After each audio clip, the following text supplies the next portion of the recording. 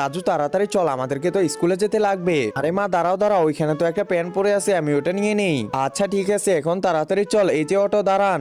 আরে ভাইয়া ওই যে মডার্ন স্কুলে যাবেন? হ্যাঁ হ্যাঁ যাবো, তাড়াতাড়ি বসে পড়েন। এই যে ভাইয়া একটু সাইডে চাপেন না। হ্যাঁ হ্যাঁ একটু সাইডে চাপেন। এই যে রাজু তাড়াতাড়ি চল, আমাদের তো আজকে লেট হয়ে গেল না, কোনো একটা তো কিছু করতে লাগবে। আরে এই লোকটা এইভাবে তাকাচ্ছে কেন, কিছুই তো বুঝতেছি না। একটু হাতটা ধরার চেষ্টা করি তো। আরে কি ব্যাপার, এই লোকটা এমন করতেছে কেন? রাজু তুই মাঝখানে বসতো বাবা, এবার হাতটা তো পিছন দিয়ে ধরবো। এই তো ধরে নিলাম। আরে ছড়েন তো। ওরে বাবা আমি তো চমকিয়া গেছি, কেমন করতেছে এই লোকটা, কিছু একটা তো আমাকে করতে লাগবে। এই পাশ দিয়ে দেই। উরি বাবা।